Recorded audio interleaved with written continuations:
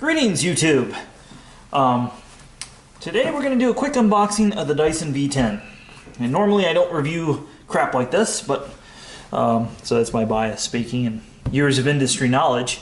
But there have been so many paid advertisements for these things with people who didn't take money before. So I went to Costco and I bought one of these with the full intent of returning it because Costco has a great return policy. Don't know why, but they do.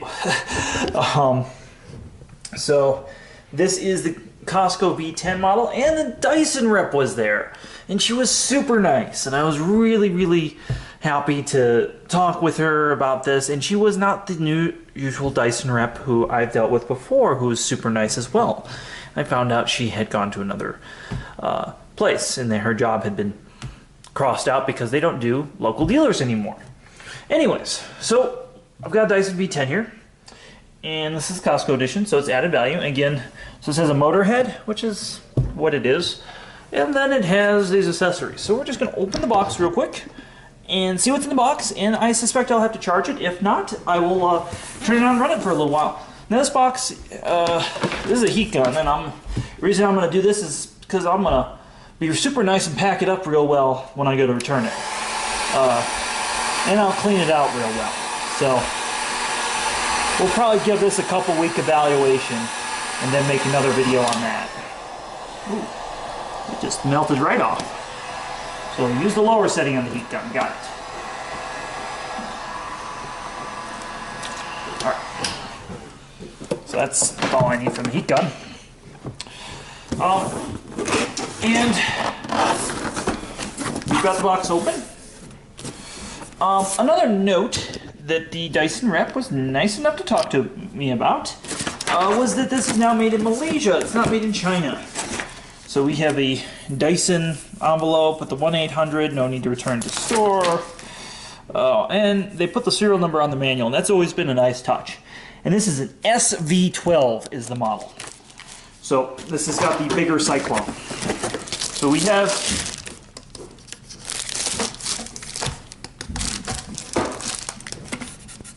doesn't look like it, but it's actually an aluminum one. And just to give you an idea what's in the box here. So let's go ahead and unpack it.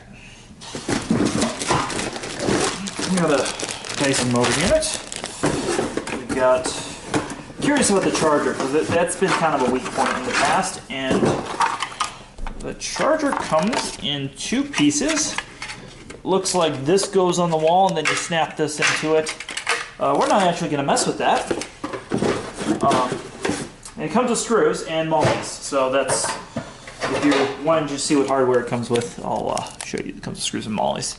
So that's always a good thing. That's a nice touch. So the tool system looks like it has changed yet again, and that has always been a pet peeve of mine with Dyson, is when they keep changing the tool system to make the previous tools uncompatible, and yeah, that always upsets me. We got a big dusting brush there, special. We got it's actually a nice looking motor head. So this might actually be something great if you have stairs. So then we have the power supply, and then the cleaner head itself. So that's what's in the box. I'm gonna set the box aside. We're gonna focus on what's actually here. So let's read what's on here. So 20% charge fully before use. Well, I guess I'm gonna charge it fully before use, so we're not gonna turn it on in this video. I'm gonna look at the empty system because I think that is maybe one of the coolest improvements. I think this thing looks horrible, by the way. I think this looks like a prototype, and it's just chintzy. So we're gonna press that and then empty. So that is a big improvement before. And there's a scraper in here, and what it's doing is it's actually scraping the cyclone intake off, which has been a problem in the past. So there's some actual notable improvements there. And this is kind of chintzy as usual. So again, they've changed their accessories, and so here's the part that I was most concerned about. There's some play, not as much as I expected. The other thing I noticed in the store, I was happy to see, is that the HEPA filter doesn't have any play in it. which I suspect might make this thing below 0 or at least much cleaner than previous generations. The battery is different, it's improved. I've seen a lot of improvements, and I see the charging port is there instead of there where it was for a long time. So I'm seeing some improvements. Again, I think this thing is extremely bulky compared to some of the previous models. I think the V6 is a lot less bulky, and the V8s, and the V7s. So we're going to go ahead and charge it. The charger came wrapped in this plastic. I'm going to take that off because I'm afraid of the charger overheating with the plastic on it. But I'm not actually going to even unravel the cord. Though, if I had to guess, there's probably about 1 meter to 1.5 meters worth of cord. So we're going to go ahead and we're going to charge it. All right. It's kind of some nice charging. So we're going to read the tag. So it says it's going to be 3.5 hours before I'm going to get to use it. And the max switch is kind of in an interesting spot, like that versus previous generations. Doesn't appear to have a hold on, so we're going to play with that. It just says wash filters. It doesn't give how long this thing lasts. So in previous models, they'd say on the box like 20 or 30 minutes, and then it would say 6 or 7 minutes here. So I'm curious to see how long it's going to last in terms of battery life. So again, compared to a heat gun for reference, it's just ridiculous. We're going to compare it to my Hitachi drill. This is the full-size Hitachi drill. Give you an idea just how bulky this thing is. So let's just take a look at the attachments again. And so this is something they've sold for a while. And there's a motor inside this brush roller, which I've never been a big fan of.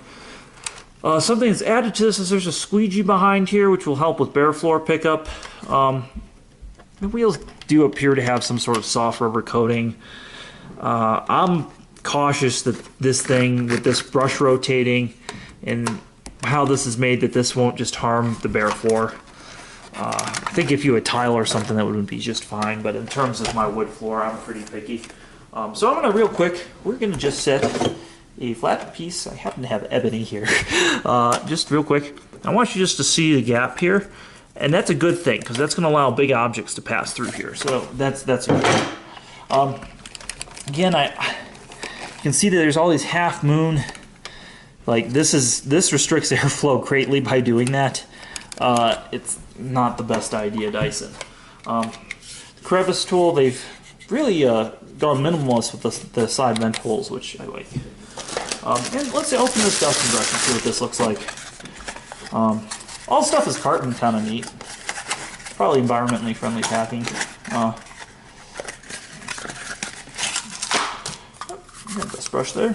That's a nice dust brush. Got some lint pickers there. That's kind of peculiar. Still wouldn't use that on the TV screen, but I don't think it's going to scratch any wood furniture.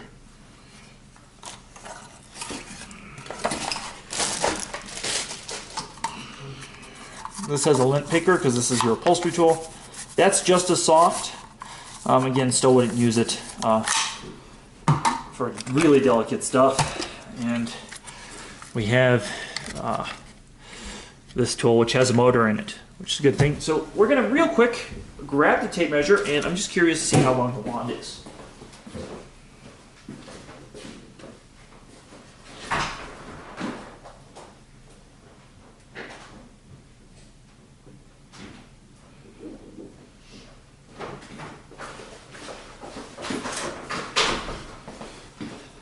So my tape measure grew legs and walked away. So I'm going to measure from here to the end here.